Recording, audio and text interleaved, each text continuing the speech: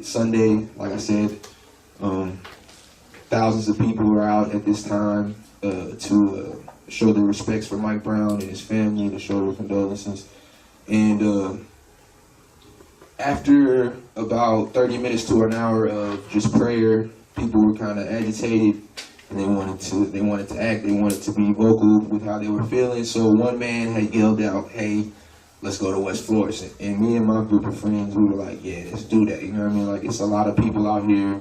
We could easily block off this street. West Florissant is one of the main roads in Ferguson. So we start to tell everybody to go out to West Florissant. So we're yelling this out, and eventually we get a good number to come with us, which later follows. The entire crowd comes out to West Florissant.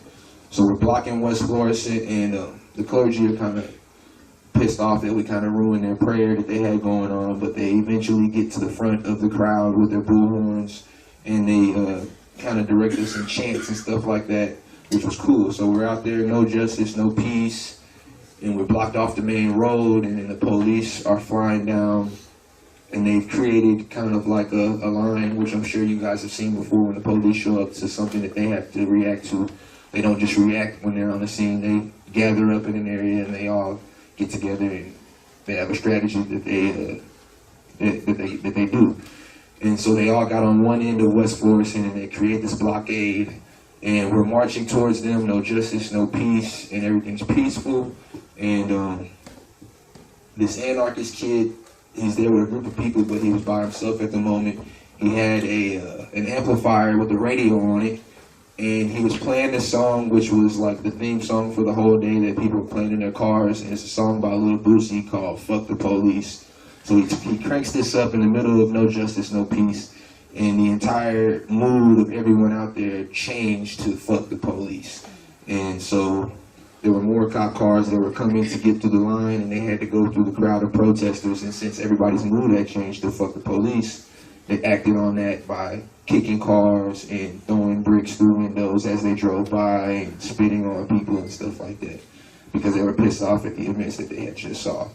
And Sunday is, out of 2,000 people, that's the one day that I could say 1,200, 1,300 people were going into stores eventually, you know what I'm saying? Because people were so pissed off, and the entire time that people were doing this, which lasted maybe 3 to 4 hours, the police held their line. They didn't engage in anyone breaking into stores, and they pretty much just watched it until it died down in that area.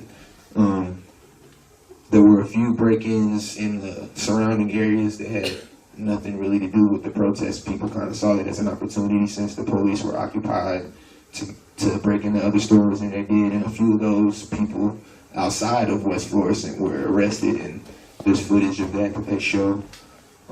That following Monday, they had a rally in Clayton, Missouri, which is where the prosecutor Bob McCullough, his office is at.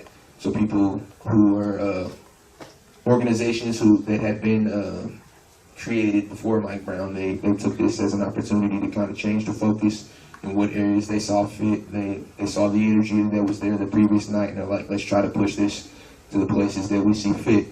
So we heard there was a rally going on there. We went there. I happened to meet this man by the name of Montague, who is like the chairman of OBS, which is Organization for Black Struggle. They've been around for about 30, 31 years in St. Louis. And when I saw him there, he invited me to a meeting.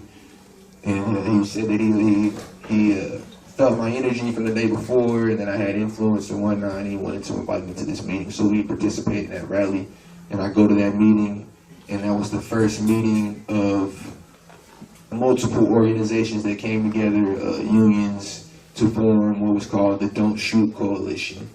And it's the first meeting for that. So that was my introduction into this whole organizing arena.